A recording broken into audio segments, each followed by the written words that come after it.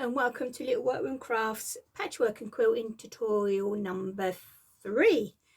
Gosh. Right then, today is going to be a layering up, what we call making our sandwich, because you've got your backing, your wadding, and then your patchwork on top, which obviously 3 layers like a sandwich. I have got my little piece. I'm just going to make a little centerpiece really for my table. I think that's what it's going to be anyway. Yeah, let's basically I'll show you the layering up, show you what we do, and then show you the things that we need for the quilting stage. Okay then, so I'll be back in a moment. Right, okay, as you can see here, I have gone and drawn out just a simple quilt really, to try and, rather than me trying to explain, just to try and give you an idea of what we're going to do. Okay, so basically you get your backing, which is, I've just used a plain piece here. I've got my wadding, which is here, and then I have got my patchwork that I did with you all last week. Now normally, if this was a big quilt, round the outside, my wadding and my backing would be at least 2 to 3 inches bigger all the way around to allow for movement. But this is the piece of wadding that I had, and obviously in the circumstances we're under at the moment, I ain't able to get a bigger piece. So we'll just have to, you know, pretend that this wadding and backing is a bit wider all the way around. So basically, this is my top, for instance, and the backing and the wadding is bigger here. This is all the backing and the wadding. Okay. As I say, we do that because if this piece here do move, then it's got room to move while you're quilting it. Now, what we do is when you're actually machine quilting, we pin using safety pins. Now mine have got little coloured covers on, as you can see. I've got them in a jar, but normally you can get them from your normal from your local haberdashery or quilt shop or online, and they've got a curve in them. Can you see there at the bottom? That's a curve, so it goes into the quilt like that. Now when you're actually quilting, when you're actually pinning, sorry, we start from the center of anything you do. If it's a quilt, a pillow, a bag, anything, we start base, which is what they call basting a quilt, at the center.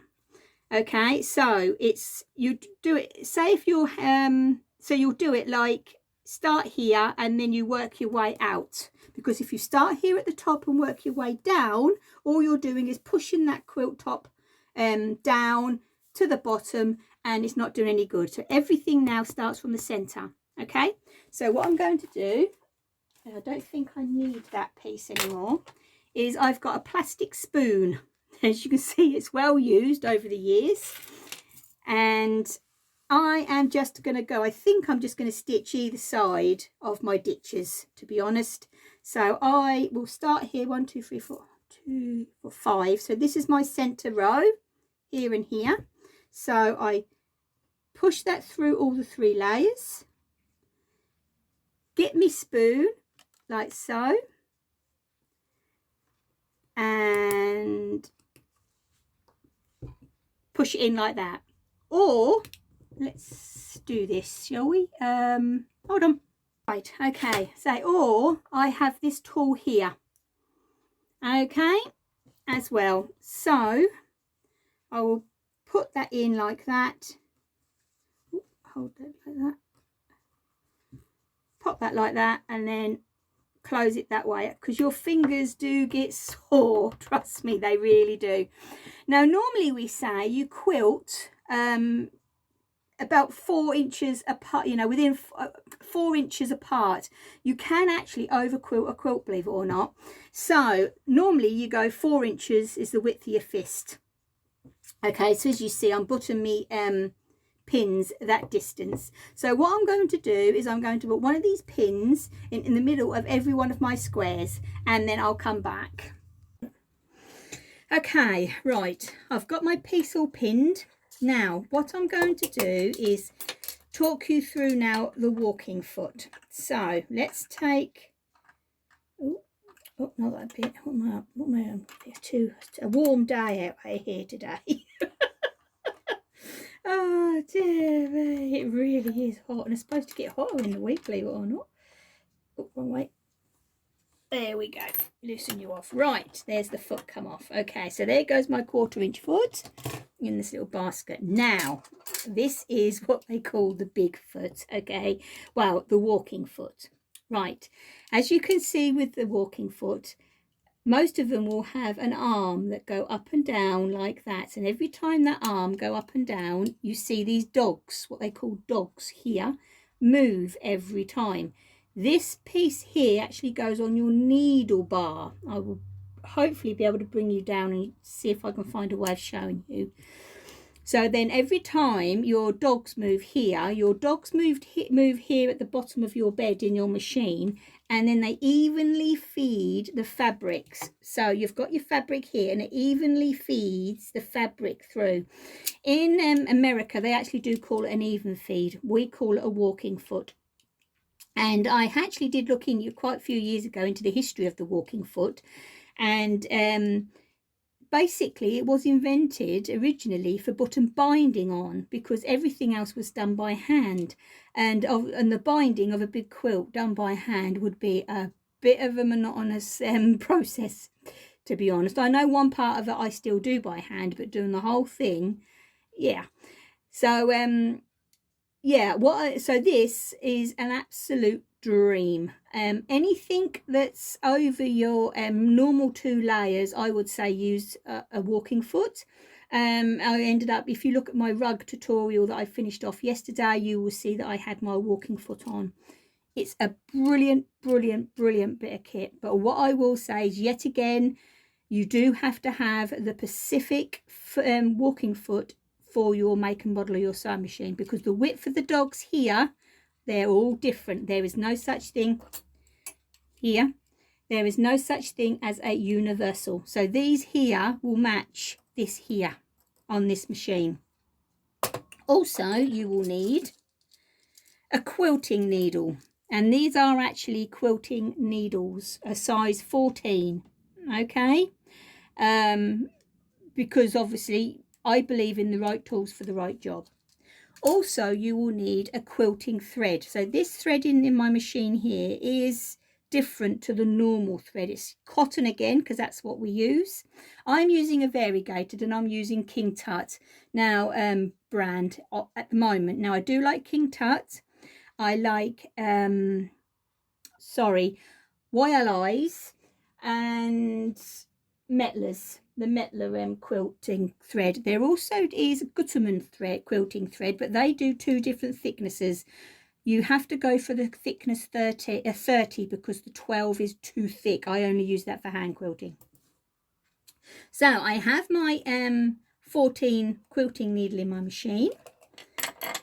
Obviously I've undone this piece here and taken my foot off. Now let's see if I can do this where you can actually see what I'm doing. That's going to be the thing. Hold on, let me see what I can do.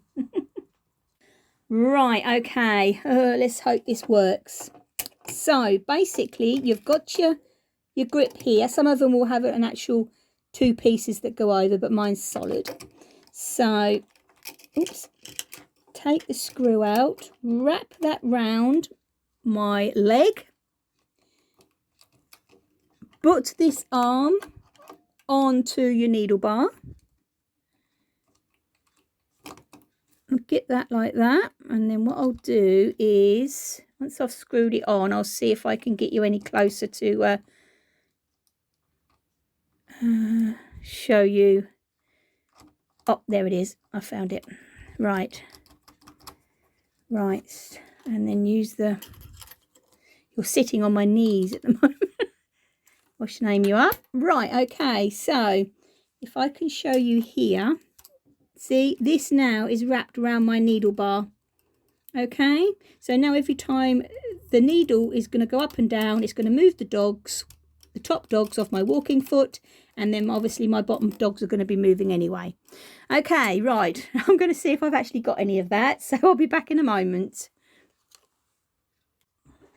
Right, okay. I've had a quick peek and it kind of worked. I think you can see what you need to see anyway. Right, so as you see, I've got my piece in the machine and I'm starting off in the center rows.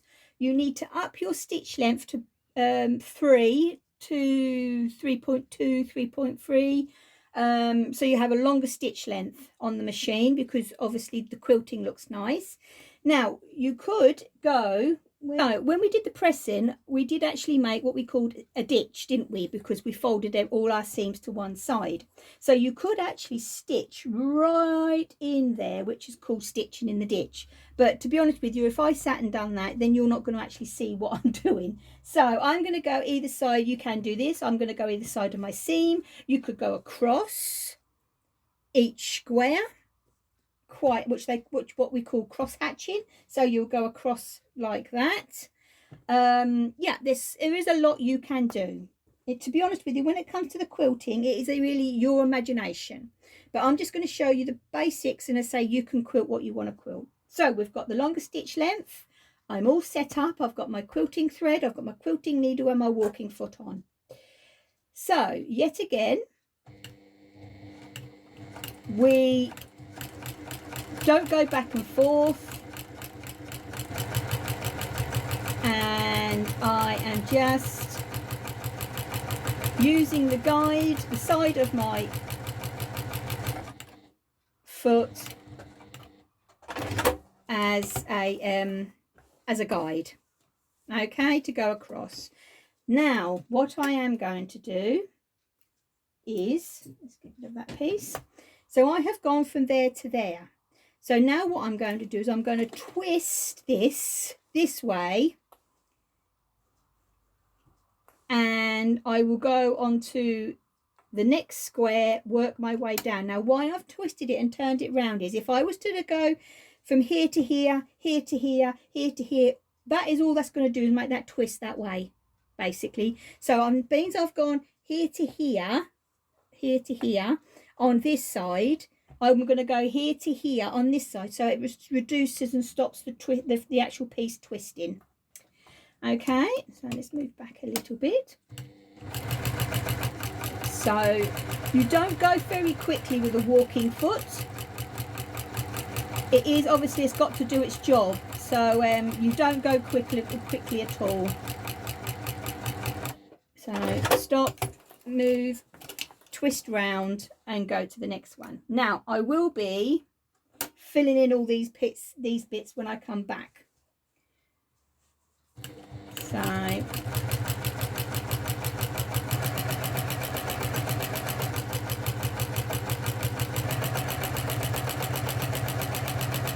go across, take it off.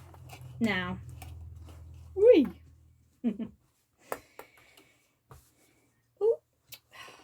In there like that. Okay, so basically I have done that side there. Okay, so hold on a second. Whoops. You can actually buy pins that will you know, go from, like, to let you know what direction you're actually quilting in, or you can I sometimes, or most of the time, I will actually put like one of these here to remind me that that's where I went, and I went down that way, up that way, down that way. So with this piece I need to go this way because I need to go on to the opposite. So get that under there like so, roll that underneath the throat of the sewing machine, and off we go.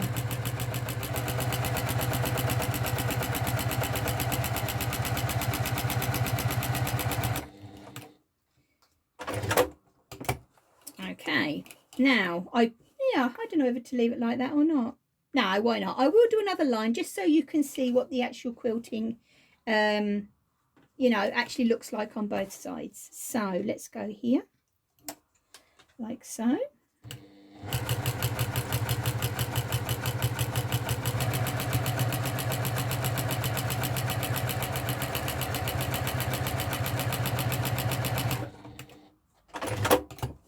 Okay, there you go. See, it gives the nice 2 lines. Okay, so what I'm going to do is I'll finish off the other 2 lines, and then I'll come back and show you what we do with the 2 middle ones. Right, I'm back. I nearly forgot. I had to push the record. I got well carried away. Right then, so I've done my 2 lines going either side of there. So now I'm going to do 2 lines either side going down.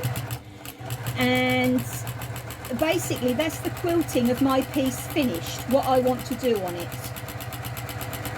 So I'll go down that way.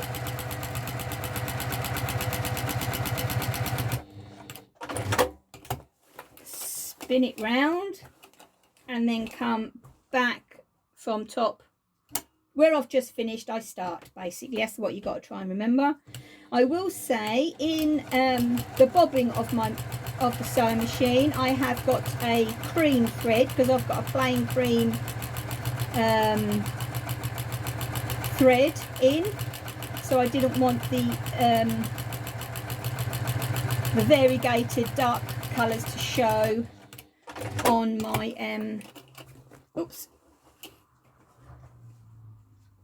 on through onto the back. So because I stopped here, I start here.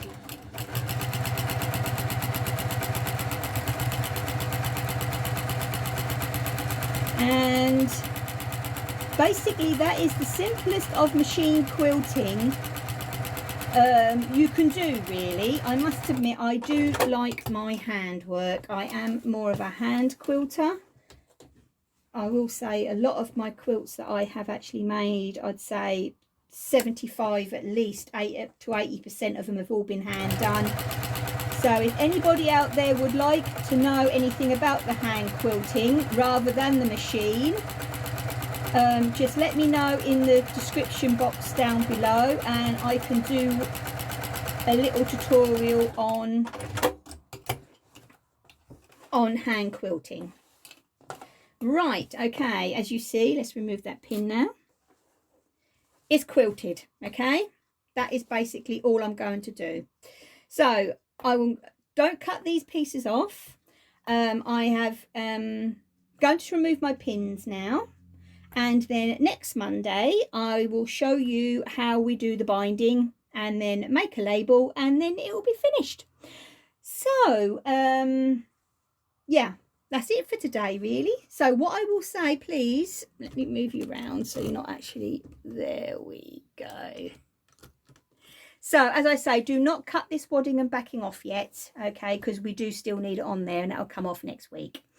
But yeah, so do the quilting stage. But as I say, if anybody wants anything on the handwork, because I do love hand quilting, just let me know down below, and I will do a little tutorial. Perhaps I could do it next week. I could do the binding of this and then do the hand quilting, little piece of the hand quilting afterwards, because you don't use pins for basting a hand quilted piece. So yeah, because obviously it takes longer, and you don't want to leave the pins in the work too long, so because it can make holes in the work, which is not good. Okay then, so I am going to leave you all and let you all enjoy the beautiful bank holiday Monday we've got today. And it's supposed to get even hotter. And so next week we will be doing the binding, and let me know about the hand quilting. Okay then, so I'll see you soon. Take care, stay safe, and happy crafting. Bye.